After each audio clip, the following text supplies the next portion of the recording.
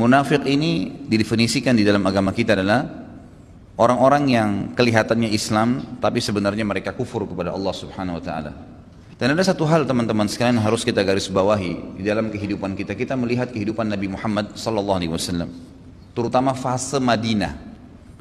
Fase Madinah 10 tahun itu Nabi sallallahu alaihi wasallam hidup sekota, bertetangga, berinteraksi, bahkan berteman dengan orang-orang kafir di Madinah. Ada 3 suku Yahudi yang besar, Qainuqa, Nadir, dan Quraidah. Tentu akhirnya Nabi SAW keluarkan mereka dari Madinah karena pengkhianatan yang mereka lakukan. Tapi yang jelas Nabi SAW interaksi. Bahkan ada di antara mereka yang masuk Islam di tangan Nabi SAW seperti Abdullah bin Salam, dan juga seorang yang mati syahid di perang Uhud terkenal radhiyallahu anhu, Khuwairik. Ulama-ulama Yahudi yang akhirnya masuk Islam dan berjuang di jalan Allah Subhanahu wa taala. Di Madinah juga Nabi kita Muhammad SAW hidup 10 tahun di Madinah. Itu ada kelompok namanya munafik. Dan kalau anda tahu, pimpinan orang-orang munafik ini namanya Ubaidillah bin Abdullah bin Salul. Namanya dia dan nama ayahnya ini nama yang bagus dalam Islam. Ubaidillah itu ismu tasghir dari Abdullah. Dan kita tahu hadis Nabi SAW, nama yang paling Allah cintai di sisinya adalah Abdullah dan Abdurrahman. Pimpinan munafik ini yang Allah turunkan surah Al-Munafiqun kebanyakan kepada orang ini namanya Ubaidillah, nama ayahnya Abdullah, tapi ternyata dia orang munafik, pimpinannya orang-orang munafik. Sampai pada saat dia meninggal dunia, Nabi SAW sholat, lalu turun ayat Al-Quran yang menegur Nabi SAW, tidak boleh sholat bagi orang munafikin. Yang ketiga, ada kelompok yang hidup dengan Nabi SAW, muslim tapi bermaksiat.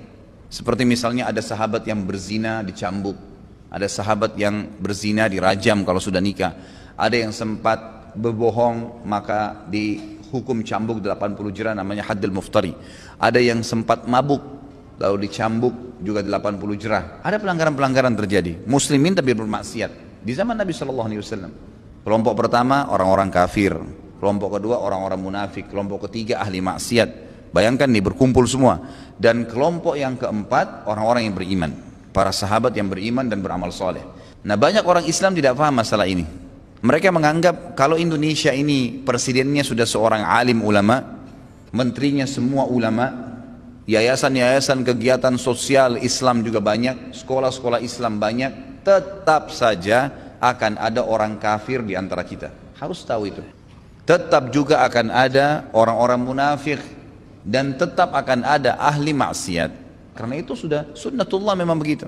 Ini asas yang harus kita tahu, karena ini terjadi pada junjungan kita, kiai kita, guru kita, suri tauladan kita, nabi dan rasul, serta kekasih kita semua Muhammad SAW. Jadi kita harus fahamin masalah ini. Makanya di Saudi menerapkan hukum Islam masih ada orang yang melanggar. Pernah ada yang sempat tanya sama saya, Ustadz kenapa Saudi katanya terapin hukum Islam, tapi masih ada orang yang bermaksiat tuh. Masih ada orang yang mencuri dipotong tangannya, masih ada yang berzina dicambuk, masih ada yang membunuh dipenggal lehernya. Jawaban saya apa? Jelas tadi. Jangankan Raja Saudi sekarang, Nabi pada saat itu turun wahyu kepada beliau, ada kelompok-kelompok ini. Apalagi kita sekarang, tetap akan ada. Sampai hari kiamat sulit tidak ditemukan 3 kelompok nih. Tapi di antara 3 kelompok ini ulama mengatakan subhanallah yang paling berbahaya bagi muslimin adalah kelompok yang kedua, orang-orang munafik. Kenapa? Karena orang kafir jelas kekafirannya. Seorang Nasrani, Yahudi, orang Hindu, Buddha, dia tahu orang Islam anggap mereka kafir. Gak ada masalah, jelas. Tinggal didakwain, diluruskan, semoga Allah kasih hidayah. Kelompok yang ketiga, ahli maksiat. Ada orang Islam tapi buat dosa. Ini juga bisa didakwain, didoain. Insya Allah dapat hidayah. Teman-teman kita yang di sana mungkin macet, tidak mau mampir sholat maghrib, maksiat, semoga Allah berikan hidayah. Salah itu. Kalau mereka tahu bebannya hari kiamat, hukumannya, mereka tidak akan lakukan itu. Lebih baik mereka masuk ke masjid, wudu, segarin diri, selamatkan diri dari kemacetan, dari sumpah ibadah kepada Allah Azza wa Jalla, ikat diri maghrib isya, pahalanya seperti berjihad di jalan Allah Subhanahu wa taala, tambah lagi nuntut ilmu. Sudah sebentar juga pulang, subhanallah banyak yang pulang akhirnya dengan membawa ilmu, membawa iman, macetnya sudah kurang, pulang ke rumah juga Allah berkahi, istrinya jadi tenang, sambut dia, mungkin anak-anaknya juga jadi tenang, mungkin ada masalah banyak yang diangkat oleh Allah Subhanahu wa taala dengan seperti itu. Jadi ahli maksiat jelas, tapi orang munafik ini masalah, karena tidak jelas, muslim bukannya. Makanya jangan heran, yang membuat saya heran pribadi ya, kalau di Indonesia ini Orang banyak nggak ngerti. Saya heran dengan mereka juga, kenapa mereka tidak mengerti? Kalau ada orang munafik, banyak ciri utamanya itu adalah namanya nama Islam, tapi bencinya sama Islam luar biasa. Itu orang munafik. Lihat orang berjenggot, disorotin, di ini, di itu, diributin sama dia. Lihat orang menerapkan hukum Islam, nggak usah. Subhanallah, hukum Allah dikatakan nggak usah diterapin. Orang yang takut hukumnya Allah diterapin itu pencuri dipotong tangannya, orang berzina dicambuk, dia pelaku.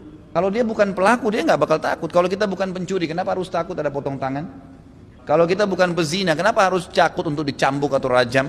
Itu memang bagi orang yang melanggar. Kalau orang yang sehat-sehat saja pikirannya, hatinya, dia tidak akan lakukan, maka tidak ada yang perlu ditakuti. Justru bagus, hukum berlaku. Dan orang munafik ini luar biasa. Orang-orang munafik ini karena dalam hubungan dengan Allah saja dia bisa nifaq, dia bisa pura-pura, apalagi dengan manusia. Lebih biasa sudah.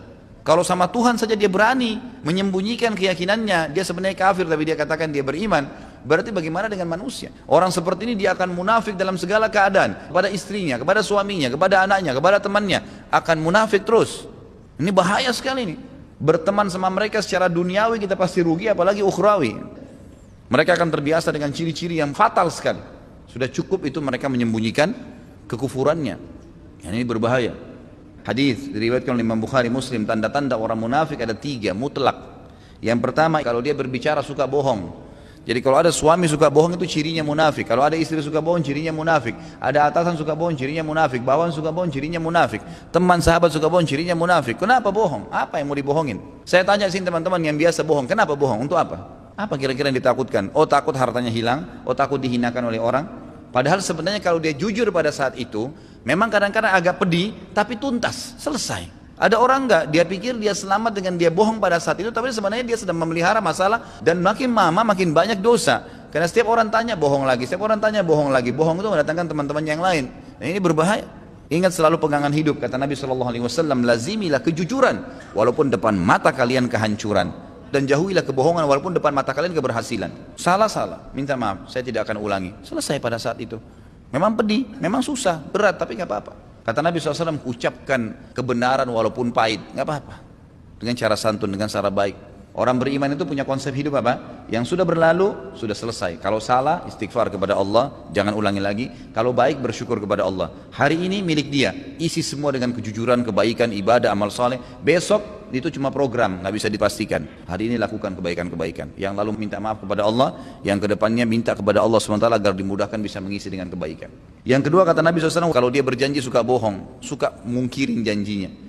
Berapa banyak subhanallah orang mau jadi kandidat ini, kandidat itu, janjinya 1000. Mana janjinya semua? Tetap aja begini dan tetap aja begitu. Subhanallah. Umar bin Khattab sudah sering saya ulangi, tidak pernah letakkan kepalanya di ranjang, di bantal, kecuali sudah keliling Madinah cari tahu tidak ada lagi yang punya masalah baru tidur. Kalau enggak dipecahin, walaupun dia tidak tidur semalam suntuk. Karena takutnya ada hisab hari kiamat. Janji itu ikrar. Ini hati-hati, nggak boleh sifat munafik. Artinya sudah terbuka pintu itu. Jadi kalau munafik itu seperti sebuah rumah, kita sudah mulai naikin tangganya itu kalau bohong. Tambah lagi pungkirin janji, naik lagi tangga itu. Nanti bisa masuk ke rumah munafikin itu, naudzubillah, bahaya ini. Dan Allah Subhanahu wa taala mengatakan dalam Al-Qur'an kekal sampai hari kiamat, a'udzubillahi minasyaitonirrajim, innal munafiqina fid darkil asfali minan nar. Orang-orang munafik itu ada di dasarnya api neraka. Kata para ulama, dasar yang dimaksud dasar api neraka yang paling berat siksaannya, yang paling gelap dan secara tingkat di bawahnya orang-orang kafir dan secara siksaan di atasnya orang-orang kafir. Karena orang kafir jelas kekufurannya ini enggak jelas, lebih jahat. Dia datang kepada orang kafir, bicaranya kami teman kalian, datang kepada orang beriman, kami juga teman kalian. Pelimplang, pindah-pindah, semuanya oke. Sana jilat, semuanya iya. Yang ketiga kata Nabi SAW, kalau diberikan amanah, dia mengkhianatinya. Amanah banyak ya, jangan cuma antum pikirin bahwasanya oh amanah itu kalau saya titipin uang, baru amanah. Enggak. Amanah itu semua yang telah dibebankan di pundak antum dan antum mengiyakan. Misal ada teman yang ceritain masa lalu, dia bilang tolong jangan ceritain ke orang lain ya. Antum sudah bilang ya, itu sudah amanah. Datang istrinya atau suaminya, dia bilang teman saya cerita tapi katanya jangan cerita sama orang. Tapi sekarang dia cerita. Ciri munafik, nggak boleh.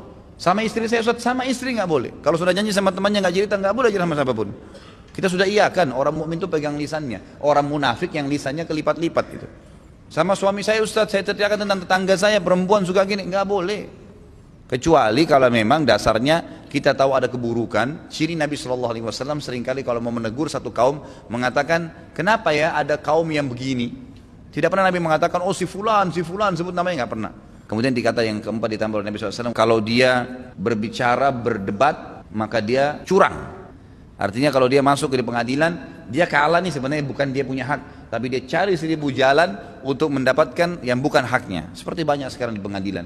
Ya hakimnya terlibat, ya jaksanya terlibat, yang pengacaranya terlibat, wah luar biasa, saksinya terlibat, ini sifat-sifat munafikin semua. Dibolak-balikan fakta, merebut tanah ahli warisnya 5 hektar, padahal tempat dia tidur 1 kali 2 meter cukup. Mati juga masuk di liang lahat 1 kali 2 meter. Ngapain curi hartanya orang, membolak-balikan sertifikat lah, mengganti nama lah, inilah itulah, palsu semua. Subhanallah. Akte lahirnya palsu, ijazahnya palsu, ininya palsu, palsu semua. Apa ini? Kenapa harus palsu? Jadi harus hati-hati.